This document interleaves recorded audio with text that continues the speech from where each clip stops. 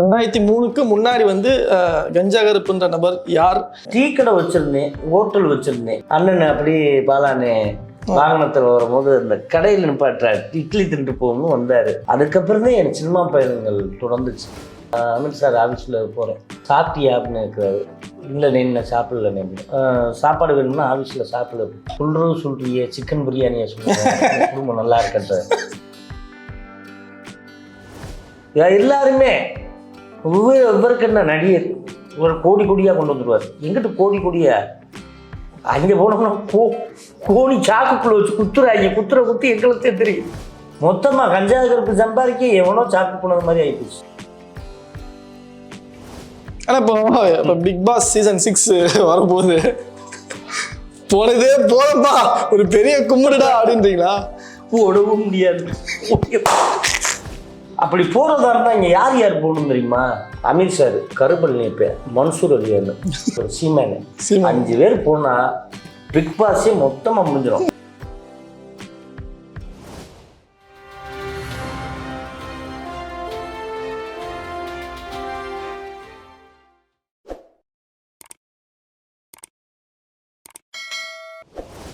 Wow தமிழா நிலைக்கு ஒரு பெரிய வணக்கம்.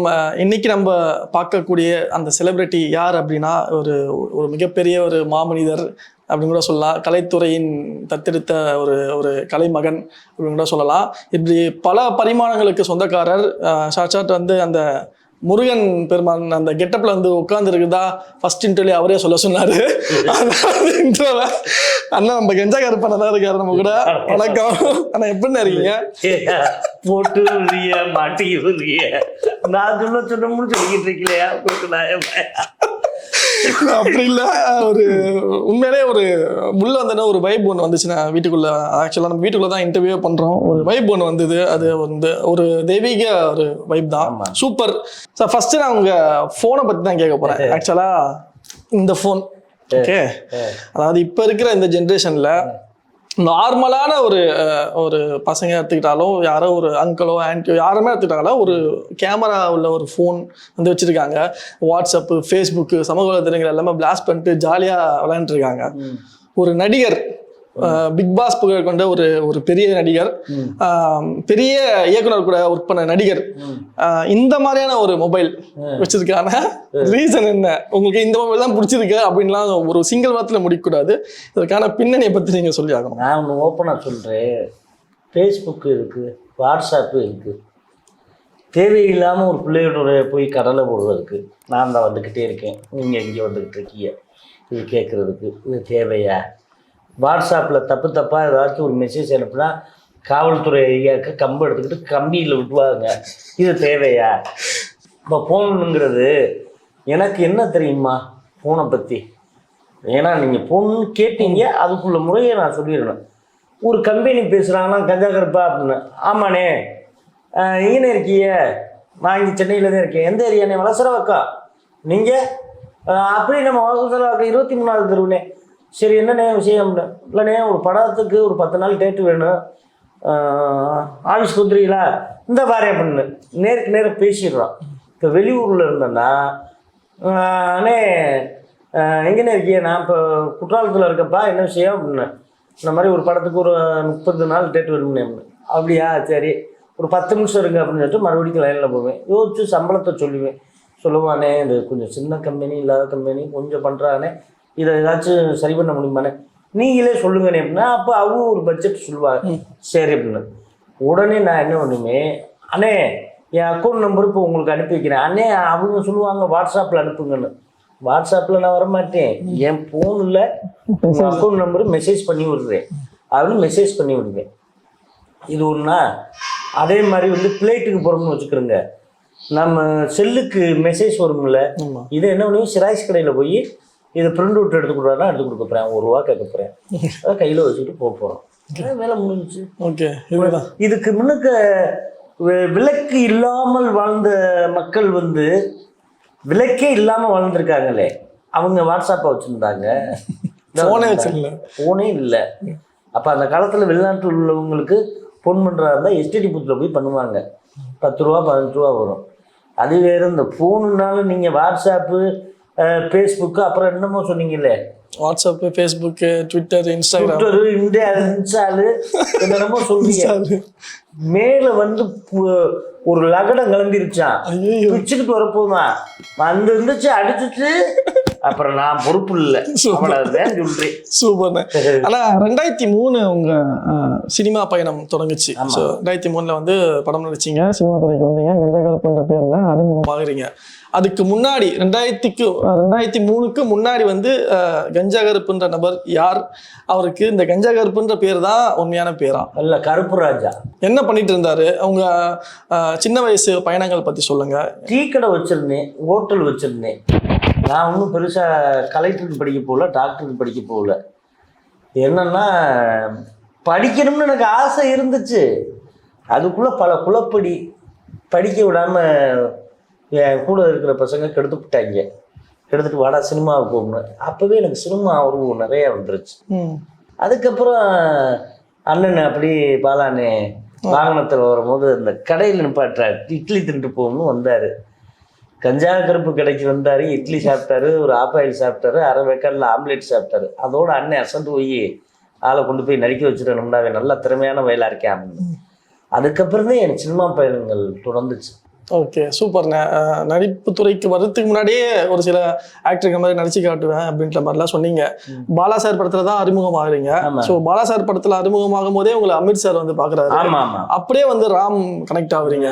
ஸோ அந்த அந்த பயணங்கள் பத்தி சொல்றீங்க, எப்படி அந்த இதெல்லாம் நடந்தது? இல்ல, ராம் வந்து எனக்கு எப்படி கனெக்ட் ஆச்சுன்னா, எங்க அண்ணன் ஆர்ட் டைரக்டர் செல்லப்பிள்ளைன்னு சொல்லிட்டு இப்போ இல்லை, அவர் இறந்து போயிட்டார். பெரிய உலந்தேன் அண்ணாவி தேவரையாவுடைய மையன். அவ்வளோ ஒரு கம்பீரமாக இருப்பார். அவர் என்ன பண்ணார், இந்த பிதாமகன் நடிச்சுக்கிட்டு இருக்கும் போது பிதாமகன் முடிச்சுட்டு ஏன்டா அப்படி அலுவலகத்திலே இருக்க, ஏன்னா நான் அவங்க கம்பெனி கூப்பிட்டாடா ஏன்டா போக மாட்டேங்கிறேன்னு முடிச்சு சத்தம் போட்டாரானே. எனக்கு இடம் தெரியாது, தெரிஞ்சாடா போயிருவேன் அப்படின்னு. சரி இருந்தா ஒரு 50 ரூபா கையில் செலவுக்கு வச்சுக்க, கேட்குனர் ஆஃபீஸ் தான் ஒரு அமித் சார் ஆஃபீஸு, அங்கே போ, ஏபி ராஜன் இருப்பார், அவரை போய் பாரு அப்படின்னு சொல்லி என்னை அனுப்பி விட்டார். நான் இப்படியோ தட்டி தடுமாறி, அப்போனா பஸ்ஸு தானே 420 520 இந்த மாதிரி பஸ்ஸுகள்லேயே வந்துக்கிட்டு இருக்கேன். சேர் ஆட்டோன்னா அவ்வளோதான் இருக்காது, ஆட்டோவுக்கு ரேட்டு அதிகமாக கேட்பாங்க. நான் நடந்தே வந்துட்டேன். உதயமில்லத்துலேருந்து அப்படியே வந்து கேட்க நேரத்தை அந்த ஒயின் ஷாப் இருக்கும் பாருங்க ஆப்போசிட்டில், அதில் அப்படி கட் பண்ணி அழுத்தமாக சொன்னீங்களே அந்த இடம் பழக்கம் தானேப்பா. என்னப்பா நீ பழக்கம் தானே.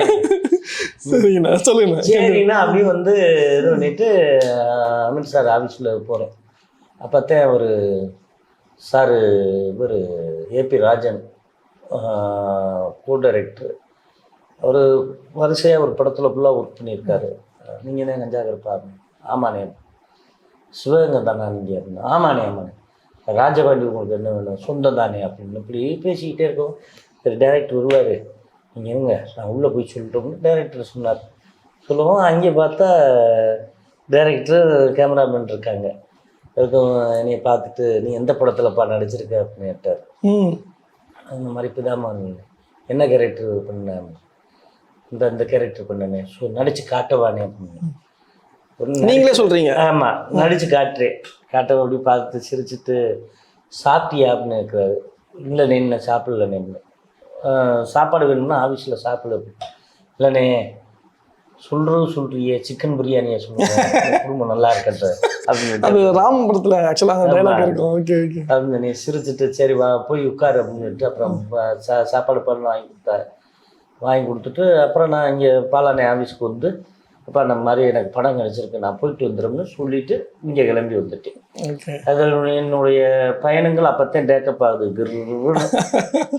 வாவ் தமிழாக்கு லைக் பண்ணுங்க, ஷேர் பண்ணுங்க, மறக்காம சப்ஸ்கிரைப் பண்ணுங்க. இந்த வீடியோ உங்களுக்கு பிடிச்சிருக்குல்ல? இந்த மாதிரி நிறைய இன்ட்ரெஸ்டிங்கான வீடியோஸ் வாவ் தமிழால இருக்கு. மிஸ் பண்ணாம பாக்குறதுக்கு லைக் பண்ணுங்க, சப்ஸ்கிரைப் பண்ணுங்க. வாவ் தமிழோட சேர்ந்து உங்க லைஃபை என்ஜாய் பண்ணுங்க. நடிச்சு காட்டணும்னு சொன்னீங்களே, அந்த டைலாக் நடிச்சு காட்டணும். அண்ணே இந்தாங்கண்ணே தண்ணி. அண்ணே கூடிய சீக்கிரம் நானும் இங்கே வந்துடுவேன். எரியும் போது முறுக்கேறி எந்திரிப்பேன்.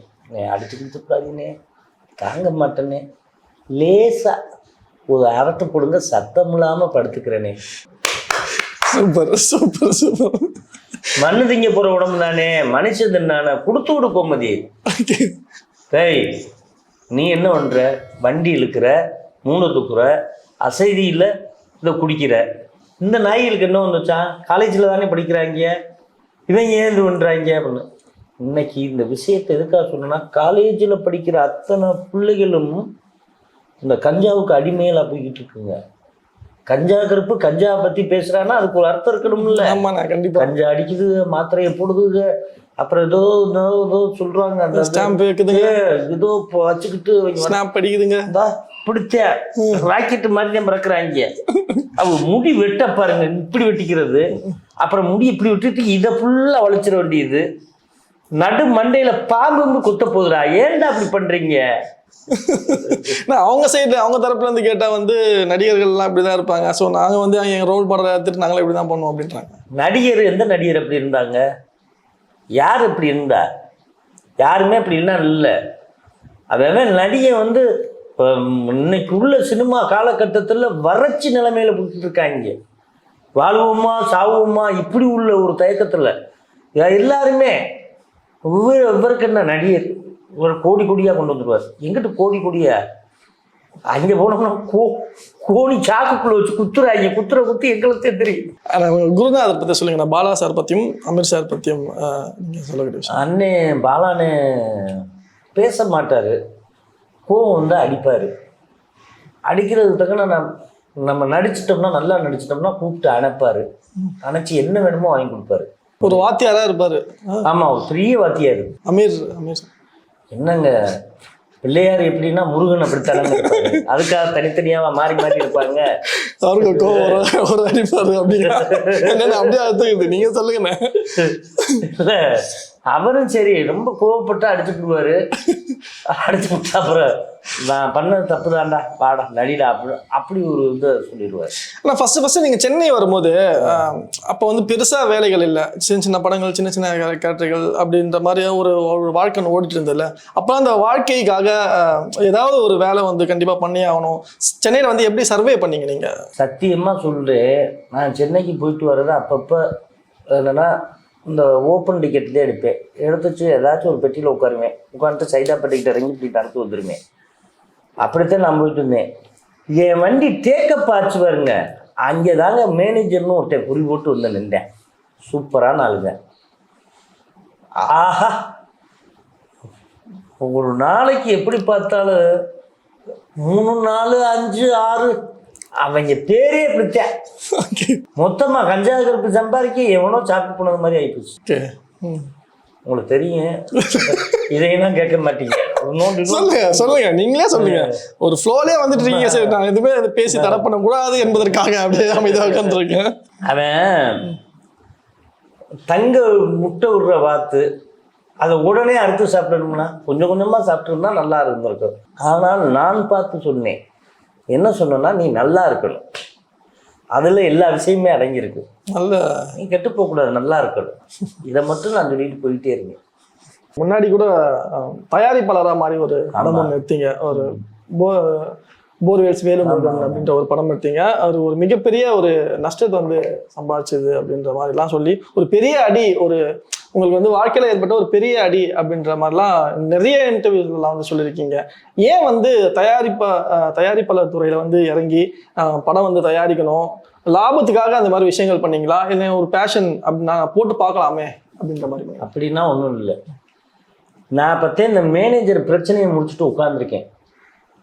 அவன் இந்த படம் பண்ண வந்தவனு உசுலம்பட்டிக்காரந்தேன், மலையன் கோபின்னு சொல்லிட்டு அவன் ஒரு கட்டப்பை மஞ்சப்பையை தூக்கிட்டு வந்தேன். இந்த டயத்தில் கஞ்சா கருப்பு வீடு வந்து ரெடியாக இருக்கடா, இதை வச்சு ஒரு படத்தை பண்ணிடலாம்னு அவன் முடிவு பண்ணிட்டேன். வீட்டை வச்சு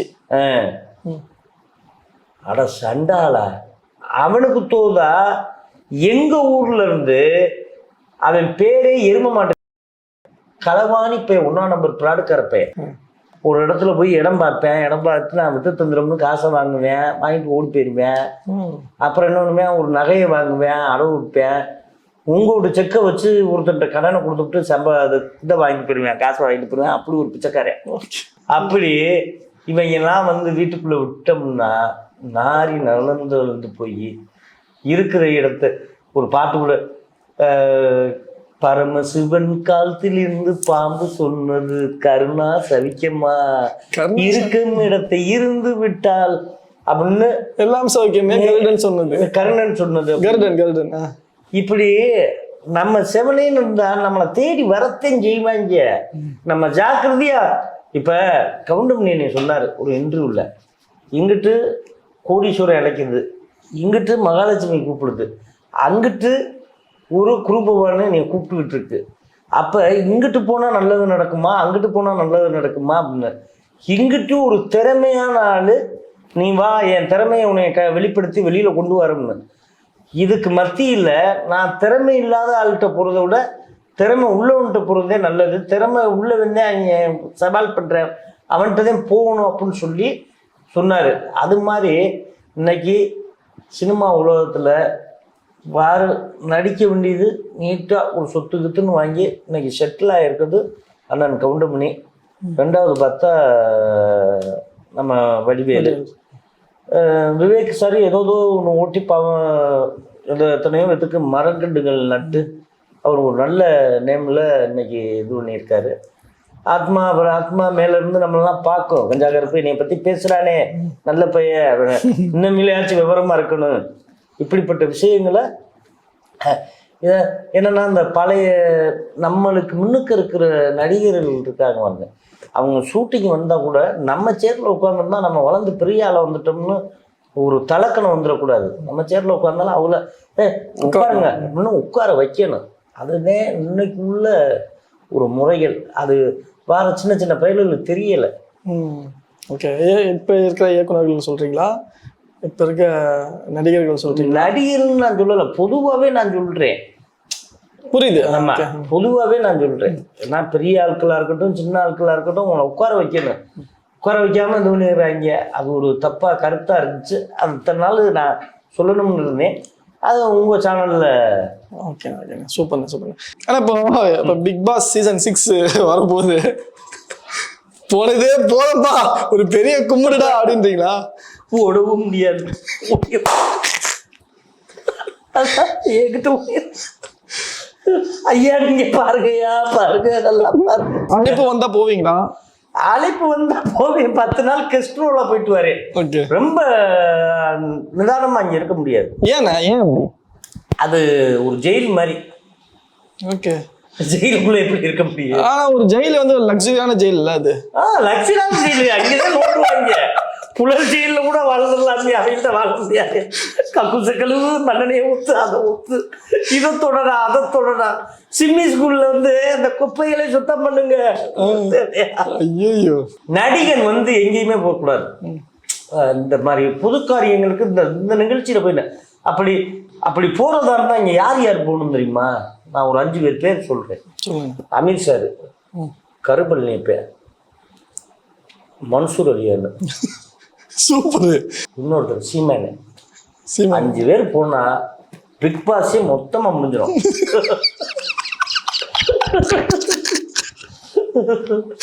இந்த கேரக்டர் தான் கூட்டு போனோம்னா இவங்கெல்லாம் கூட்டு போனா தண்ணியில கெடுக்க பாக்குறியானா அண்ணங்கிட்ட ஒரு போட்டு போடுவாரு. அவரு அதை விட டென்ஷனு, இந்த பக்கத்து இவரு டென்ஷனு, மொத்தத்துல க்ளோஸ் பண்ணி விட்டுருவாங்க. பிக் பாஸே கிடையாது, சீசன் 6ஓட முடிஞ்சது. அப்படின்னா ஒரு ப்ரொமோஷனுக்காக வந்தா அந்த ப்ரொமோஷனே பிளாஸ்ட் பண்ணி நல்லா இருக்குண்ணே, சூப்பர்ண்ணே. எனக்கு நல்ல நண்பர். நான் கஷ்டப்பட்ட டயத்துல எனக்கு சாப்பாடு வாங்கி கொடுத்துருக்காப்புல.